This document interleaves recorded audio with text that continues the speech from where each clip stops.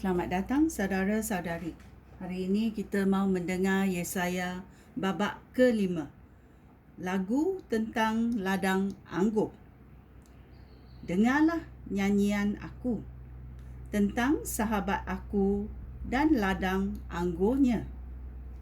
Sahabat aku mempunyai sebidang ladang anggur di bukit yang sangat subur. Dia mencangkul tanahnya dan membuang batu-batunya. Dia menanam anggur pilihan dan membina menara penjagaan. Dia menggali sebuah lubang untuk memeras buah anggurnya. Lalu, dia menunggu sehingga buah anggur masak. Tetapi, tiap-tiap buah itu masam. Ayat 3. Oleh itu, sahabat aku berkata, "Hai penduduk Yerusalem dan Yahuda, hakimilah aku dan ladang anggur aku. Adakah hal lain yang harus aku buat? Tetapi belum aku lakukan untuk ladang anggur aku itu. Mengapa buah masam yang dihasilkannya dan bukan buah yang baik seperti yang aku harapkan? Inilah yang hendak aku lakukan pada ladang anggur aku itu.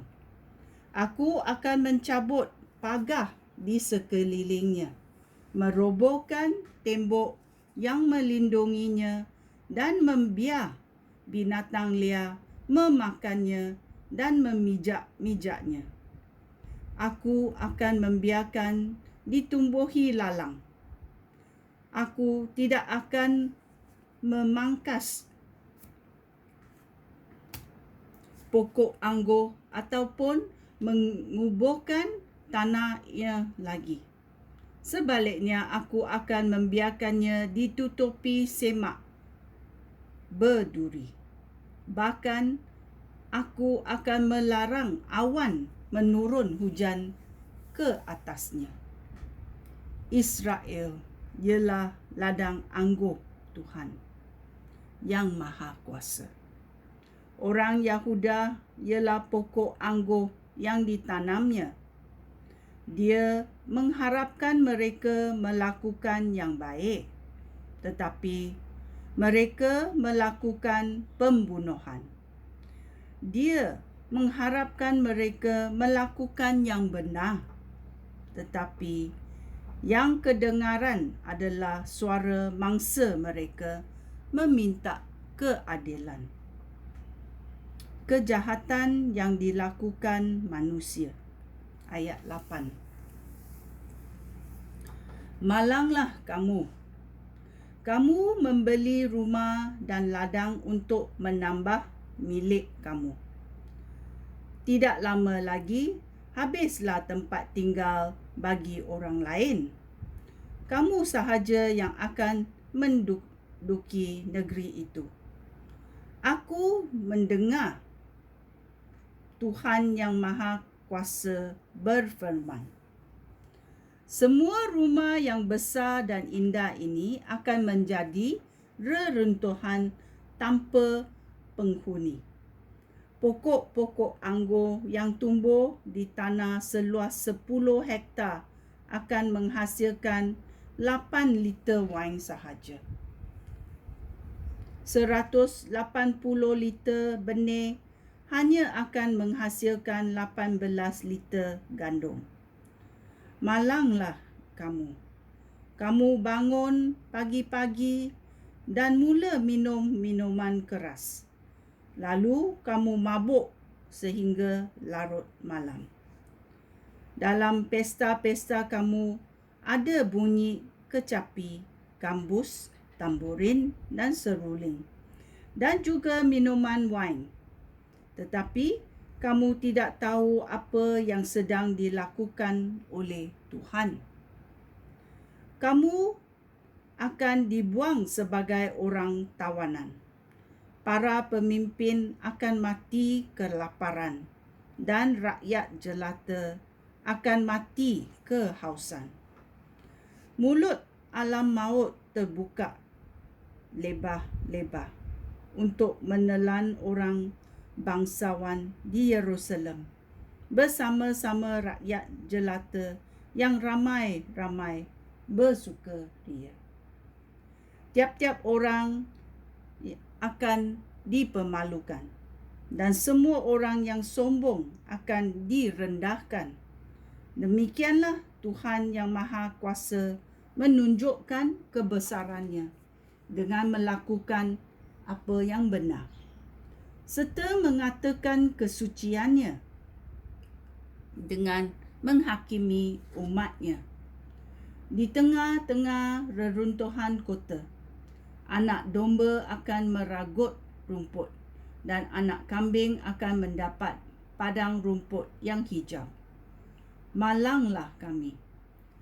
Kamu tidak mahu meninggalkan dosa. Kamu berkata, marilah kita lihat apa yang akan dilakukan Tuhan. Biarlah dia segera melakukan hal yang telah difirmankannya. Biarlah Allah Israel, Allah yang suci, melaksanakan rancangannya. Malanglah kamu memutarbalikkan yang baik, dan yang jahat kamu gelap, dan yang terang serta yang pahit dan yang manis. Malanglah kamu fikir kamu bijak dan sangat pandai. Malanglah kamu, hai jago minum. Kamu berani dan hebat apabila mencampur minuman keras. Tetapi manakala kamu diberikan rasuah sedikit sahaja, kamu bersedia melepaskan orang yang bersalah, serta mencegah orang yang tidak bersalah menerima keadilan. Oleh itu, sebagaimana jerami dan rumput kering mudah terbakar, demikian juga kamu akan reput dan bunga kamu layu, lalu ditebangkan angin. Kerana kamu telah menolak ajaran Tuhan yang Maha Kuasa, Allah Israel, Allah yang suci. Tuhan murka terhadap umatnya. Dia hendak menghukum mereka. Gunung akan goncang dan mayat akan berselerak di tengah jalan seperti sampah. Namun kemuliaan Tuhan belum lagi berakhir. Dia akan terus menghukum umatnya. Lihatlah, Tuhan memberikan tanda kepada bangsa yang jauh. Dia bersiul memanggil mereka dari hujung bumi, dan mereka datang dengan segera. Tiada satu orang pun penat untuk tersandung. Mereka tidak pernah mengantuk atau tidur. Mereka selalu siap untuk berperang. Anak panah mereka tajam dan busur mereka siap dilentuhkan. Kuku kuda mereka keras seperti batu api, dan roda kereta kuda mereka berputar secepat angin punting beliung. Askar-askar mereka menguam seperti singa yang menekam dan melarikan mangsanya supaya tiada sesiapa pun dapat melepaskan mangsa itu. Apabila masa tiba kelak, tampillah mereka terhadap Israel sekeras deru laut. Lihatlah, seluruh negeri itu diliputi kegelapan dan kecemasan. Cahaya menjadi kegelapan. Ya, ini adalah Yesaya babak ke-5. Kejahatan yang dilakukan oleh manusia. Manusia tak nak bertaubat, dan Tuhan akan menghukum mereka, menghukum umatnya. Ya. Ini adalah Yesaya babak 5. Sekian, terima kasih. Shalom.